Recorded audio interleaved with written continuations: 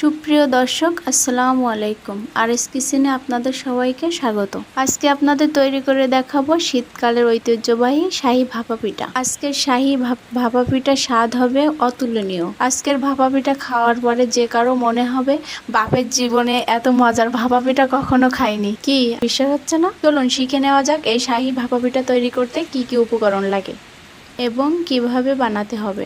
এর জন্য নিয়েছি ফ্রেশ পোলাও চালের গুঁড়া। তবে কেউ চাইলে ভাতের সিদ্ধ চালের গুঁড়া অথবা পোলাও চাল এবং আতপ চাল এই দুটো সমপরিমাণে নিয়ে একসাথে গুঁড়া করে নিতে পারবেন। সেটা দিয়েও এই ভাপা পিঠা বানিয়ে নেওয়া যাবে। প্রথমে অ্যাড করছি রান্না করে রাখা ঘন তরল দুধ।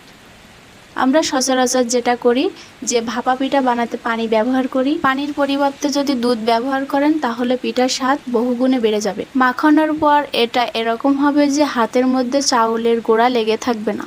এ পর্যায়ে আমি আরেকটু নারিকেলের পানি দিয়ে দিচ্ছি, দিয়ে এটাকে মিশিয়ে নিচ্ছি। খুব বেশি পানি কিন্তু দেওয়া যাবে না, তাহলে চালার সময় চালা যাবে না। আবার দুধ বা পানির পরিমাণ যদি কম হয়, এই যে চালের গুঁড়ায় থাকে এরকম হালকা হালকা দানা দানা, সেরকম হলে কি হয়, চালার পর সেই পিঠা বানালে পিঠা কিন্তু ভেঙে যায়।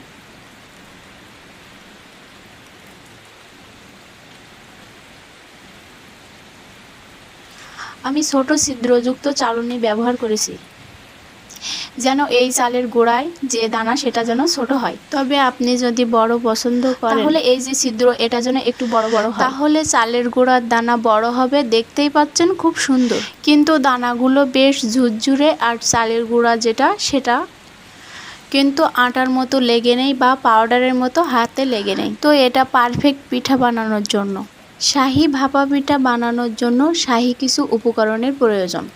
তার জন্য আমি এখানে নিয়েছি গুঁড়া দুধ 1/4 কাপ, আর নিয়েছি বাদাম কুচি। আমি এখানে 2 ধরনের বাদাম কুচি ব্যবহার করেছি। আর লাগবে একদম খাঁটি গাওয়া ঘি। এখানে কাঠবাদাম এবং পেস্তা বাদাম এই দুটো একসাথে কুচি করে রাখা, সেটা অ্যাড করে দিলাম। এখন সব কিছু আলতো করে মিক্স করব।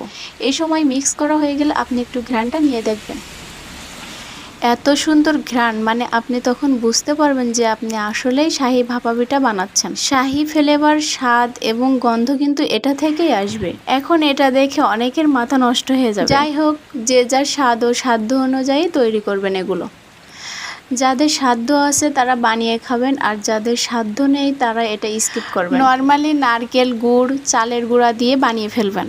যারা একদম স্পেশাল কিছু বানিয়ে খেতে চাচ্ছেন ইউনিক এবং চমৎকার স্বাদের শাহী ফ্লেভারফুল ভাপা পিঠা, তারা এটা ট্রাই করবেন এবং সেম রেসিপি ফলো করবেন। তাহলেই বুঝতে পারবেন শাহী ভাপা পিঠা কাকে বলে। আমি ফ্রেশ নারিকেল কুড়ানো নিলাম আর খেজুরের গুড় ছোট ছোট টুকরা করে কেটে নিলাম।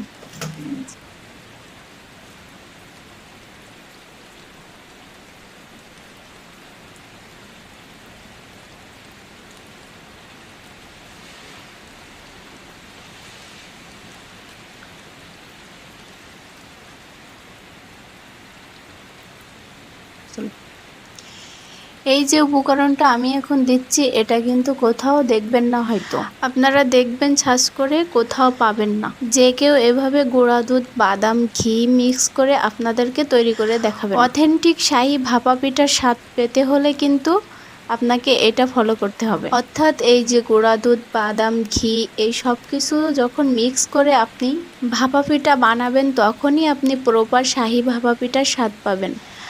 আশা করছি ভালো লাগবে। রেসিপি ট্রাই করে দেখবেন। যদি বাসায় ট্রাই করেন অবশ্যই কমেন্টে জানিয়ে যাবেন। আত্মীয় স্বজন বা নতুন জামাই বাসায় আসলে বানিয়ে খাওয়াবেন। যাকে খাওয়ান না কেন সেই বলবে যে খুবই মজার হয়েছে। প্রকাশ্যে না বললেও মনে মনে বলবে বাপের জীবনে এমন মজাদার শাহী ভাপা পিঠা খাইনি।